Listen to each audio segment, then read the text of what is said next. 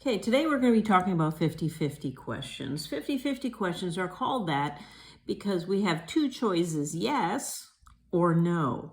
Okay, when we're dissecting a 50-50 question, what we want to do is actually cover up the answers so we don't overwhelm ourselves with the question, okay, or with the answers and too many words, and then we just give up and guess, and we don't want to do that at this point.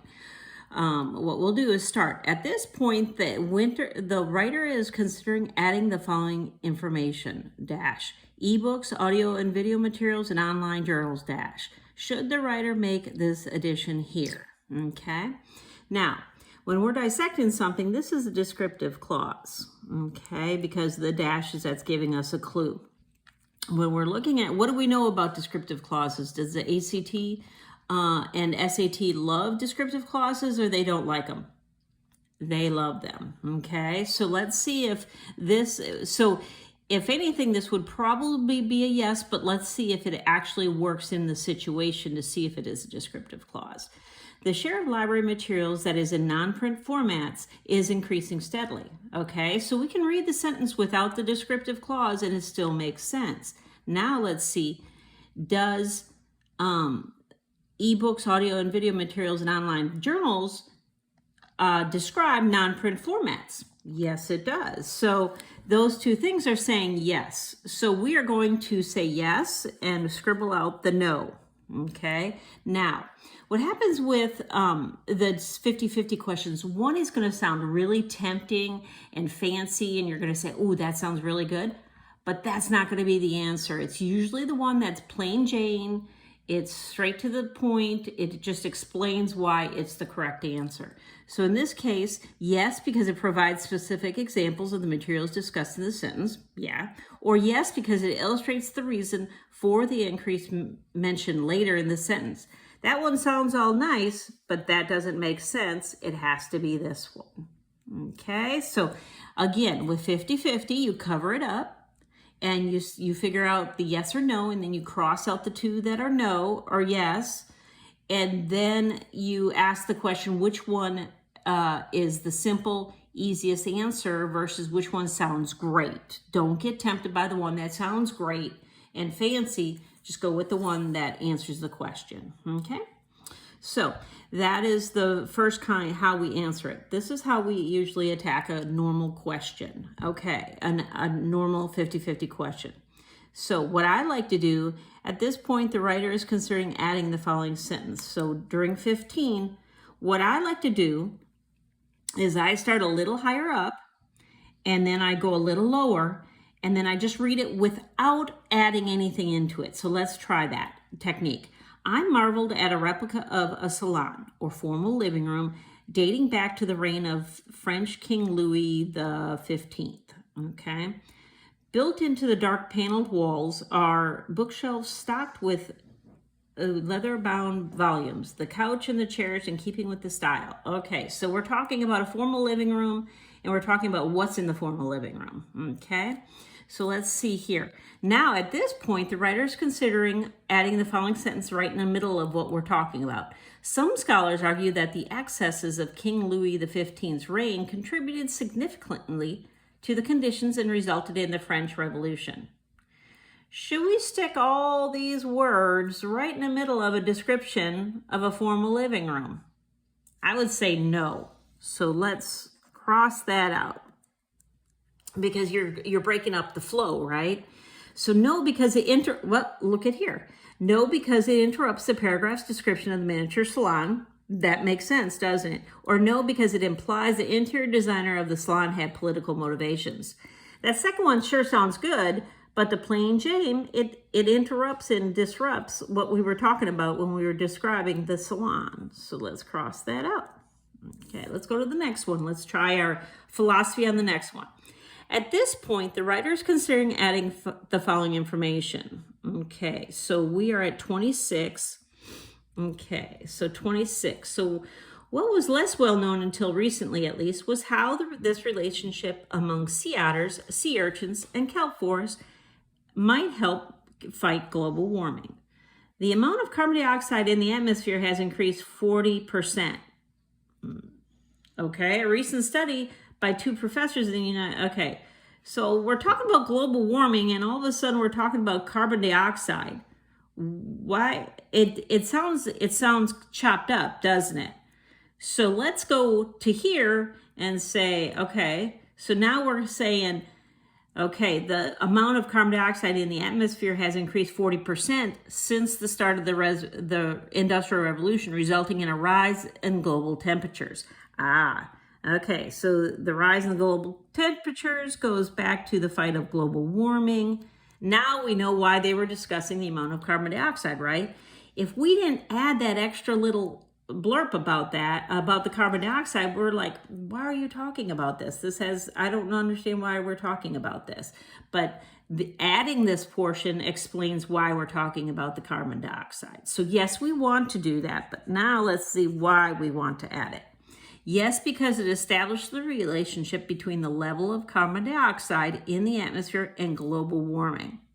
Yep, that ties in the global temperatures to the global warming. That would be the answer. Let's read the other one. Yes, because it explains the key role sea otters, sea urchins, and kelp forests play in combating global warming. It sounds good. It has global warming in it, but don't get tempted by those. It's this because it establishes the relationship between, because why would we be talking about carbon dioxide and global warming if they weren't tied to it? So get rid of that one. Your answer is right. At this point, the writer is considering adding the following sentence. Okay, so let's read 43. Let's read that. Okay. Though only about 3% of the Netherlands municipal wastelands ends up in landfills. Okay, this is where we need to start. Repair cafes still raise awareness about what may otherwise be mindless acts of waste by providing a venue for people to share and learn valuable skills that are in danger of being lost. Okay, it is easy to classify old but fixable items as junk in the era that places great emphasis on the next big thing. All right, so right in the middle of that, we want to say, as the number of corporate and service jobs has increased, the need for people who work with their hands has diminished. Do we really care about that? Are we really talking about that? Let's just see. I would say on this one, I would say no. But let's see what we got. No, because it blurs the paragraph's focus by introducing a topic that is not further explained. I would say probably. It just gets everything messy. No, because it contradicts the claims that made in the rest of the paragraph. No, that's not right. It doesn't contradict the claims. I'm going to say no here and cross out those because it doesn't go into any of the yes. It just makes everything messy. Okay, let's try the next one. At this point, the writer is considering adding the following sentence. All right, we're going to go right here, 3. Okay, so Chicago showed that inadequate natural light could result in eye strain, headaches, and fatigue, as well as interference with the body's sea rhythms. Okay, sea rhythms, which are controlled by the body's biological clocks, influence body temperature. Okay. So right in the middle of this, we want to say workers in offices with windows sleep an average of 46 minutes more per night than workers in offices without windows. Okay, we weren't talking about here, we were talking about a person's sea rhythms. We weren't talking anything about workers in offices. So what we need to do is we're going to say, at this point, the writer's considering, I'm going to say no, they're not. Okay, so no, because it interrupts the discussions of sea rhythms. That's exactly it, right? Or no, because it does not take into account whether workers are exposed to sunlight outside the office. See, again, that sounds fancy, but let's go with the simple one. No, because it interrupts the discussion of sea rhythms. Are we seeing a pattern here? You got C here and C here. I'm not saying it's going to be that every time, but that might be an option when we're looking at these. The writer is considering deleting the previous sentence. Should the writer make this change? Okay, so we're talking about, look right here. This is an intro to a paragraph. Do we ever want to get rid of an intro to a paragraph? I have seen this question several times on the test, and I'm saying you never want to get rid of an intro to a paragraph. Let's try it. His restaurants were immediately successful, but Harvey was not content to follow conventional business practices. Okay, so that's a great intro, and it's going to go on to say why he was not content to follow conventional business practices. So what they're saying is get rid of that. Although women did not traditionally work in restaurants in the 19th century, Harvey decided to try employing women as waitstaff. All right, so I'm thinking, no, we don't want to. No, because it provides a logical, look at that right there. Okay. So I was going to say no, because you always need a logical introduction to the paragraph. And that's exactly common sense, okay? Common sense. No, because it provides a specific example in support of arguments made elsewhere. No, it's purely, you got to have an intro to a paragraph. You can't just start the paragraph with details. You need to explain what we're going to talk about in the paragraph. So this is exactly why. Next question. Okay, so the writer is considering revisiting the underlying portion of the sentence. Okay, so living independently and demonstrating an intense work ethic. Okay, work ethic. The Harvey girls became known as a transformative force in the American West. Okay, so I'm reading this and I'm like, why did they become a transformative force in the American West? It really doesn't say. But let's see if we add this, it tells us why. Okay, so the Harvey girls became known as transformative forces in the American West, inspiring books, documentaries, and even a musical. Okay, so see how, again, if we stop the sentence there, it sort of leaves you hanging, like asking you the question, why? And when that happens, that's automatically telling you yes, because we want to add it. So yes, we want to add it there, but why do we want to add it there? Yes, because it provides examples of the girl's influence. Exactly. Or yes, because it serves as a transitional point in the paragraph. That sounds fancy, but it's also, all we need to know is that it's providing examples of the influence that the Harveys have. Okay, going to the next one. Okay, so we're doing 43 right up here. So the wise, thoughtful green eyes of the subject of the H-Court outrunner cat mimic those of a trusted royal advisor. Some may find it peculiar that to observe cats portrayed in formal court poses, but these felines are mastering the art of killing mice and rats. Okay, so right in the middle of this, we want to add the museum occupies 6 historic buildings, including the Winter Palace, a former residence of the Russian empires. Wait, so we're talking about a picture about cats, and all of a sudden we're discussing the museum. I think we're off topic, so let's not put it there. Okay. No, because it fails to indicate why the Winter Palace became an art museum. No, because we're not even talking about the Winter Museum, whatever. Or no, because it provides background information that is irrelevant to the paragraph. Yes, because we're right here, right now, we're talking about a painting. And we're not talking about where, the museum stands or whatever. That one sounds fancy, but it's going to be just the plain Jane common sense answer. Okay. So coming down to the next one. Okay, so 18 is going to get stuck right here. Let's start reading. I see a semicolon. So researchers consistently found no evidence that organic crops, okay, so we're talking about researchers, organic crops are more nutritious than conventionally grown ones in terms of their vitamin and mineral content. Similarly, Stanford University researchers who claimed about 250 studies comparing the nutritional content of different kinds of organic food. Okay, so we're talking about research and studies here. What we want to do is stick right in the middle. The United States Department of Agriculture reports that the organic agriculture products are now available in approximately 20,000 markets specializing in natural foods. What? Now we're talking about markets? No, we're talking about the research on organic food. We're not talking about where these are located. So I'm going to say no, we're not going to stick it right here. No, because it is not relevant to the paragraph's discussion of scientific evidence. Yes, because we're talking about researchers, right? I'm saying maybe on that one. No, because it introduces a term that has not been defined in the past. No, not that. It would be no, because it's not relevant to the paragraph's discussion of scientific evidence. Because we're talking researchers and we're talking about researchers and studies, that's giving us, and no evidence right there, that's giving us all the clues we need. to mark that one down. 37, we're going to add it right here. So conceptualizing a game is only the beginning of a video game designer's job. However, no matter how good a concept is, it will never be translated into a video game unless it is communicated effectively to all the other members of the video game development team. Successful communication is essential if the designer's concept is to become a reality. A designer must generate extensive documentation. Okay, so here we're just repeating what we'd already said.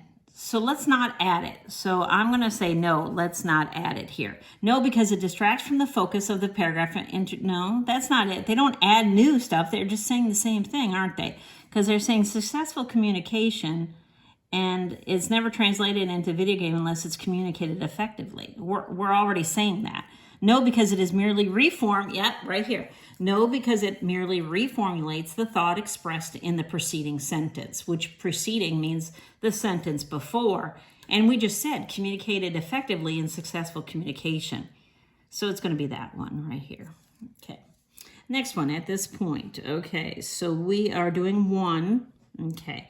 And we're talking about prehistoric printing. Okay, so paleontologists are using modern technology to gain a greater understanding of the distant past. With the aid of CT scanning and 3D printing, researchers are able to create accurate models of prehistoric fossils. Okay, fossils provide paleontologists with a convenient way of estimating the age of the rock in which the fossils are found. Okay, but we're talking about prehistoric printing right now. Should we add that there? I'm going to say no, because we're talking about printing, okay? No, because it is not necessarily related to the main point. Yes. Okay, so we're getting rid of that. We shouldn't be adding that there. No, because it is not directly related to the main point of the paragraph. The paragraph is that this talk about fossils should be way up above in the article, not about when we're printing. This is explaining how we're printing it. So, and then the other one, no, because it undermines the main claim of the paragraph. No, it doesn't undermine it. It's just not sort of a weird place for it. So we're going to say no, because it is not directly related to the main point of the paragraph, which is prehistoric printing. Okay, so the writer's considering deleting the underlined sentence should the sentence be kept or deleted. Okay, a 3D printer then builds a polymer model based on this blueprint, which is a regular computer printer reproduces digital documents on paper, whereas the head of an ordinary computer printer moves back and forth while printing ink into paper. The correspondent part of a 3D printer moves in multiple dimensions while squirting out thin layers of melted polymer plastic. Okay, good to know. If you didn't know that already, that's pretty cool. The plastic hardens quickly. It allows the printer to build the layers of the final model. Okay, so that's pretty interesting. Okay, so the writer's considering deleting. If we go from here to here, it doesn't make sense, because if we're talking about much regular computer printer reproduces digital documents on paper, the plastic hardens quickly, we need this right here. So we're going to keep that. We can't get rid of it because the sentence doesn't make sense if we cut all that out. So kept because it helps explain why x-rays are used in the CT scanners. X-rays, we're not even talking about x-rays. It sounds good, but it's not it. Kept because it provides details to illustrate how a 3D printer works. Yes, that, and it leads right into the plastic hardens quickly. So it would be that one. So 27 is going to be right here. So artists such as these Brooklyn performers find that crowdfunding exasperates problems that already exist. Work that is easily understood and appreciated is supported, while more complex work goes on unnoticed. Time that could be used creating art is spent devising clever perks to drive the attention of potential contributors. Okay, so right in the middle of that, we would say crowdfunding tends to attract contributors from a wide variety of professional fields. Do we care where the crowdfunding comes, or are we just talking about how it affects the artist's work? I would say no on that one. Let's see what happens. No, because it fails to take into account project funding received in public institutions. Sounds fancy, but it has nothing to do with it. No, because it blurs the focus of the paragraph by introducing a poorly integrated piece of information. It would be that one. And cross out those. And so again, we got to say, does it fit in the context of what we're reading? Okay. The number 16 is right here, so we're going to read up here. Luckily, the tower survived, and its tilt has made it an Italian icon. It attracts visitors from all over who flock to Pisa to see one of the greatest architectural weirdnesses in the world. By the late 20th century, the angle of the tower's tilt had reached an... Okay, how did we go from talking about the weirdness of the world to a tilt? That's a little drastic, so I'm thinking we're going to add it. Unfortunately, the tower's tilt has steadily increased over the centuries, placing the structure in danger of collapse. I would say yes.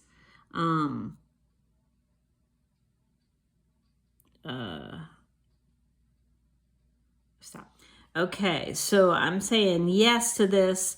Let's see, yes, because it provides an important restatement of the main claim in the previous sentence. No. Yes, because it established an important shift in emphasis in the paragraph's discussion. Yes. About the tower's tilt. Yeah, because if you go from here to here, it's a little drastic. But when you're talking about the danger of the collapse and the tilt, then it would be this. So we got to cross out the no's there on that case. Okay, and we're going to, if yours is not crossed out, cross it out because it wasn't a good, it wasn't a question that we should be using. And the last one. Okay. So we're talking, at this point, the writer's considering adding the third and 38. So let's see, Bernstein. Okay, so the exposure of Washington Post reporters Bob Woodward and Carl Bernstein of government misconduct in the Watergate scandal. Resignation of President Nixon in 1974. More recently, Seymour Hersh reporting for the New York Times in 2004. Okay. Helped publicize mistreatment of Iraqi by U.S. in Iraq War. In these and other cases, exposure from reporters has served as an important blockage. Okay, so we're talking about, we're doing dates here. So in 1954, Edward Murrow and Fred, okay, we wouldn't do this because this is 1954. We would have started with that up here, but they want to put it down here. So we're going to go from 1974 to 2004 to 1954. I'm saying no to that one. No, because it gives an example that is both chronologically and substantively out of place in this paragraph. Yep, that's what I'm saying. Chronologically means in order, in date order. No, because it provides an example that is inconsistent with the passage's definition of investigative journalism. I like that chronologically right there. That's that time. Okay? And that would be your 50-50 examples.